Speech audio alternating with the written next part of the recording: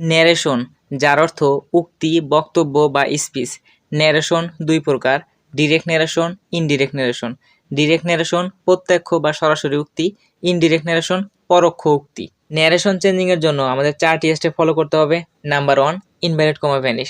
অর্থাৎ direct narration থেকে যখন আমরা ইনডিরেক্ট ন্যারেশন করব, তখন সেখানে ইনভার্টেড কমা থাকবে, সেই ইনভার্টেড কমা আমাদের প্রথমে ভ্যানিশ করতে হবে। আর ইনভার্টেড কমা ভ্যানিশের জন্য আমাদের 3টি জিনিস মনে রাখতে হবে। নাম্বার 1, ইনভার্টেড কমার ভিতরে সেন্টেন্সটা যদি অ্যাসার্টিভ হয় বা ইনভার্টেড কমার ভিতরে সেন্টেন্সের শেষে যদি ফুল স্টপ থাকে, তাহলে আমরা ওই ইনভার্টেড কমা তুলে দিয়ে আমরা সেখানে দ্যাট বসাবো। নাম্বার 2, ইনভার্টেড কমার ভিতরে সেন্টেন্সটি যদি অক্সিলারি ভার্ব দ্বারা প্রশ্ন করা হয় বা বাক্যের শেষে যদি কোশ্চেন মার্ক থাকে, তাহলে আমরা ইনভার্টেড কমার পরিবর্তে ইফ অথবা ওয়েদার বসাবো। আর নাম্বার 3, ইনভার্টেড কমার ভিতরে সেন্টেন্সটি যদি ডাব্লিউএস কোশ্চেন দ্বারা প্রশ্ন করা হয়, তাহলে আমরা ইনভার্টেড কমার পরিবর্তে ডাব্লিউএস কোশ্চেনই বসাবো। স্টেপ 2, ইনভার্টেড কমার ভিতরের সেন্টেন্সগুলোর পার্সন পরিবর্তন করতে হবে। পার্সন পরিবর্তনের ক্ষেত্রেও 3টি জিনিস মনে রাখবেন। ইনভার্টেড কমার ভিতরের সেন্টেন্সে যদি ফার্স্ট পার্সন থাকে, তাহলে ইনভার্টেড কমার বাহিরের যে সেন্টেন্সটি থাকবে সেই সেন্টেন্সটির সাবজেক্ট অনুযায়ী পরিবর্তন হবে। আর ইনভার্টেড কমার ভিতরে যদি সেকেন্ড পার্সন থাকে, তাহলে ইনভার্টেড কমার বাহিরের যে অবজেক্ট আছে সেই অবজেক্ট অনুযায়ী পরিবর্তন হবে। আর যদি ইনভার্টেড কমার ভিতরে থার্ড পার্সন থাকে, তাহলে কোনো পরিবর্তন হবে না, অ্যাজ ইট ইজ বসবে। স্টেপ 3, টেন্স পরিবর্তন। ইনভার্টেড কমার ভিতরের সেন্টেন্সটির টেন্স পরিবর্তন করতে হবে। অর্থাৎ ইনভার্টেড কমার ভিতরের সেন্টেন্সগুলো যদি প্রেজেন্ট টেন্সে হয়, সেগুলো আমাদেরকে পাস্ট টেন্স করতে হবে। যেমন 4টি খেয়াল করুন, আমরা ডিরেক্ট থেকে যখন ইনডিরেক্ট ন্যারেশন করব, ওই সময় যদি প্রেজেন্ট ইনডিফিনিট টেন্স থাকে, তখন আমরা সেটাকে পাস্ট ইনডিফিনিট টেন্স করব। আর যদি প্রেজেন্ট কন্টিনিউয়াস টেন্স থাকে, পাস্ট কন্টিনিউয়াস টেন্স করব। প্রেজেন্ট পারফেক্ট টেন্স থাকলে পাস্ট পারফেক্ট টেন্স করব। প্রেজেন্ট পারফেক্ট কন্টিনিউয়াস টেন্স থাকলে পাস্ট পারফেক্ট কন্টিনিউয়াস টেন্স। অর্থাৎ যে কোনো প্রেজেন্ট টেন্সেই থাকুক না কেন, আমরা ওই টেন্সেরই পাস্ট টেন্স করে দিব।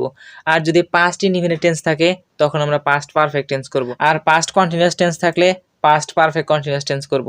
আর যদি পাস্ট পারফেক্ট টেন্সই থাকে, তাহলে আমরা কোনো পরিবর্তন করব না, পাস্ট পারফেক্টই রেখে দেব। আর যদি পাস্ট পারফেক্ট কন্টিনিউয়াস টেন্স থাকে, তাহলে কোনো পরিবর্তন হবে না, আমরা অ্যাজ ইট ইজ রেখে দিব, পাস্ট পারফেক্ট কন্টিনিউয়াস টেন্স। আর ফিউচার টেন্স এবং মডাল ভার্বের পরিবর্তনের জন্য আমরা 4টি মডাল ভার্ব মনে রাখবো। এই 4টি মডাল ভার্ব যদি থাকে, তাহলে আমরা ফিউচার টেন্সে অথবা মডাল ভার্বের পরিবর্তন এরকম ভাবেও করব। যদি শ্যাল থাকে, তার পরিবর্তে আমরা শুড বসাবো। উইল থাকলে উড বসাবো। ক্যান থাকলে কুড বসাবো। মে থাকলে মাইট বসাবো। এছাড়া যদি অন্যান্য মডাল ভার্বগুলো থাকে, ওই অ্যাজ ইট ইজ বসবে, কোনো পরিবর্তন হবে না। ইভেন, উড, কুড, শুড, মাইট এগুলো যদি ডিরেক্ট ন্যারেশনে থাকে, তাহলে ইনডিরেক্ট করার সময় কোনো পরিবর্তন হবে না। স্টেপ 4, ডিরেক্ট ন্যারেশনের মধ্যে অ্যাডভার্বিয়াল ওয়ার্ড বা ফ্রেজ থাকলে সেগুলোকে পরিবর্তন করে লিখতে হবে। যেমন নাও থাকলে দেন, টুডে থাকলে দ্যাট ডে, দিস থাকলে দ্যাট, হেয়ার থাকলে দেয়ার, নাও থাকলে দেন, অ্যাগো থাকলে বিফোর, কাম থাকলে গো ইত্যাদি। এখন আমরা ন্যারেশন চেঞ্জিং এর এক্সাম্পলগুলো দেখি। হি said to me I eat rice. এই বাক্যটি ভালো করে খেয়াল করুন। ইনভার্টেড কমার ভিতরে যে সেন্টেন্সটি রয়েছে, এই সেন্টেন্সকে বলা হয় রিপোর্টেড স্পিচ। আর ইনভার্টেড কমার বাহিরের যে সেন্টেন্সটি রয়েছে, এই সেন্টেন্সের মধ্যে যে মেইন ভার্বটি রয়েছে, এই মেইন ভার্বকে বলা হয় রিপোর্টিং ভার্ব। ন্যারেশন চেঞ্জিং এর জন্য প্রথম স্টেপ হলো ইনভার্টেড কমা ভ্যানিশ। আর ইনভার্টেড কমা ভ্যানিশের জন্য আমাদের দেখতে হবে ইনভার্টেড কমার ভিতরে যে সেন্টেন্সটি রয়েছে, ওই সেন্টেন্সটি কি ধরনের। এই সেন্টেন্সটি হলো অ্যাসার্টিভ সেন্টেন্স, আর এই সেন্টেন্সের শেষে ফুল স্টপ রয়েছে। আর আমরা জানি যে সেন্টেন্সটি অ্যাসার্টিভ সেন্টেন্স বা সেন্টেন্সের শেষে ফুল স্টপ থাকে, ওই সেন্টেন্সের ইনভার্টেড কমার পরিবর্তে আমরা দ্যাট বসাবো। তাহলে এই বাক্যের ইনভার্টেড কমার পরিবর্তে আমরা দ্যাটই বসাবো। তাহলে বাক্যটি হবে he said to me, inverted কমার পরিবর্তে দ্যাট। আর সেকেন্ড স্টেপ হলো আমাদের পার্সন চেঞ্জিং।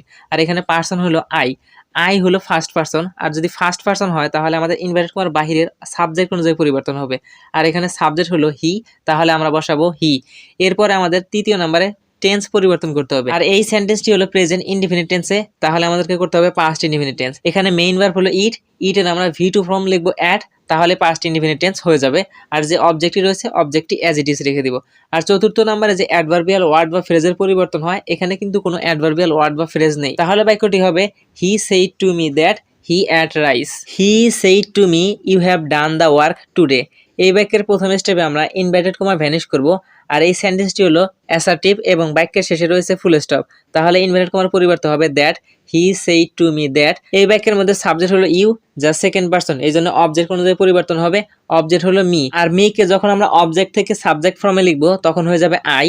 আর এই সেন্টেন্সটি হলো প্রেজেন্ট পারফেক্ট টেন্সে, আমরা করব পাস্ট পারফেক্ট টেন্সে। এখানে রয়েছে হ্যাভ ডান দ্য ওয়ার্ক, আমরা লিখবো হ্যাড ডান দ্য ওয়ার্ক। আর সর্বশেষ অ্যাডভার্বিয়াল ওয়ার্ড রয়েছে টুডে, এর পরিবর্তে আমরা লিখবো দ্যাট ডে। তাহলে বাক্যটি হবে he said to me that I had done the work that day. Ruma said to him he wanted money. এই বাক্যের ইনভার্টেড কমা আমরা ভ্যানিশ করব। এই সেন্টেন্সটি হলো অ্যাসার্টিভ আর বাক্যের শেষে রয়েছে ফুল স্টপ।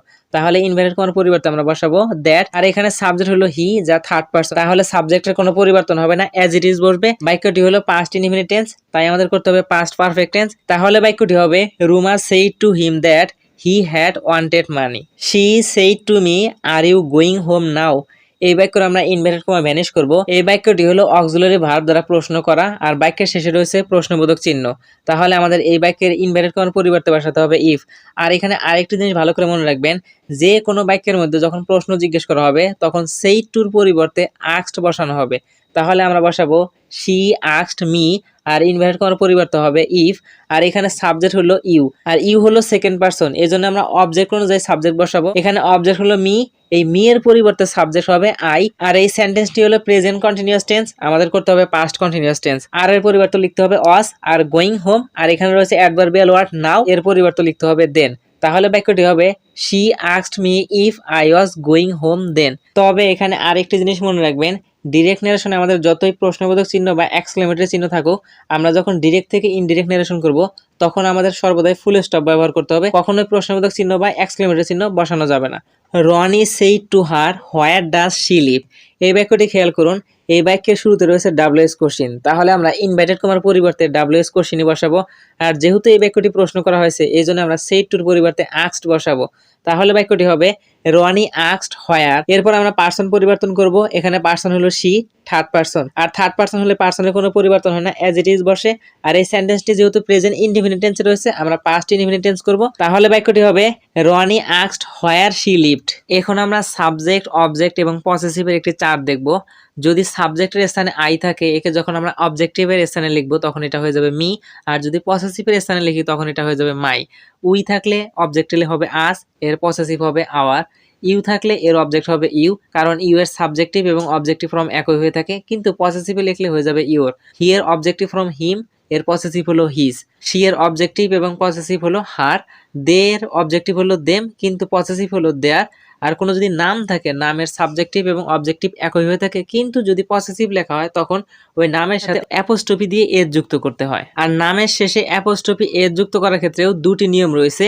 নাম্বার 1, যদি কোনো ব্যক্তির নামের শেষে পূর্বে থেকেই এস থাকে তাহলে ওই ব্যক্তির নামের শেষে শুধুমাত্র অ্যাপোস্ট্রফি বসাতে হবে। যেমন কিডস, এই নামের শেষে এস রয়েছে, আমরা এজন্যই একে পসেসিভে লেখার সময় শুধুমাত্র অ্যাপোস্ট্রফি দিব। আর যদি কোনো ব্যক্তির নামের শেষে এস না থাকে তাহলে আমাদের অ্যাপোস্ট্রফি দিয়ে এস যুক্ত করতে হবে। যেমন কাফি, এই নামের শেষে কোনো এস বর্ণ নেই, তাহলে আমরা যখন একে পসেসিভ বানাবো তখন আমরা অ্যাপোস্ট্রফি দিয়ে এস বানাবো, তাহলে হবে কাফিস। এখন আমরা আরেকটি এক্সাম্পল দেখে অপটেটিভ সেন্টেন্সের ন্যারেশন চেঞ্জিং করব। He said to me you have done your work. এই বাক্যের মধ্যে ইনভার্টেড কমা আমরা ভ্যানিশ করব। এই বাক্যটি হলো অ্যাসার্টিভ সেন্টেন্স এবং বাক্যের শেষে ফুল স্টপ রয়েছে, তাহলে আমরা ইনভার্টেড কমার পরিবর্তে দ্যাট বসাবো। তাহলে হবে he said to me that. আর এখানে রয়েছে সাবজেক্ট ইউ যা সেকেন্ড পারসন, তাহলে অবজেক্ট অনুযায়ী পরিবর্তন হবে। অবজেক্ট হলো মি, একে যখন আমরা সাবজেক্টে বসলাম তাহলে হলো আই। আর এই সেন্টেন্সটি হলো প্রেজেন্ট পারফেক্ট টেন্স, তাহলে হবে past perfect tense, had done. আর এখানে রয়েছে ইউর ওয়ার্ক, ইউর হলো সাবজেক্ট ইউ এর পসেসিভ ফর্ম, আর ইউ যেহেতু সেকেন্ড পারসন তাহলে আমাদের অবজেক্ট অনুযায়ী পরিবর্তন হবে। এখানে অবজেক্ট হলো মি, আর মি এর পসেসিভ ফর্ম হলো মাই, তাহলে হবে মাই আর শেষে হবে ওয়ার্ক। তাহলে হলো হি said to me that I had done my work. আমরা যখন পার্সন পরিবর্তন করব ওই পার্সনকে আমরা যে অবস্থায় পাবো ওই অবস্থায় পরিবর্তন করে লিখতে হবে। অর্থাৎ যদি আমরা সাবজেক্টের স্থানে লিখি তখন আমাদের সাবজেক্ট করে লিখতে হবে, যদি আমরা অবজেক্টের স্থানে লিখি তখন আমাদের অবজেক্ট করে লিখতে হবে, পসেসিভের স্থানে লিখি তখন আমাদের পসেসিভ ফর্ম করেই লিখতে হবে। অপটেটিভ সেন্টেন্সের ন্যারেশন পরিবর্তনের ক্ষেত্রে দুটি জিনিস মনে রাখতে হবে।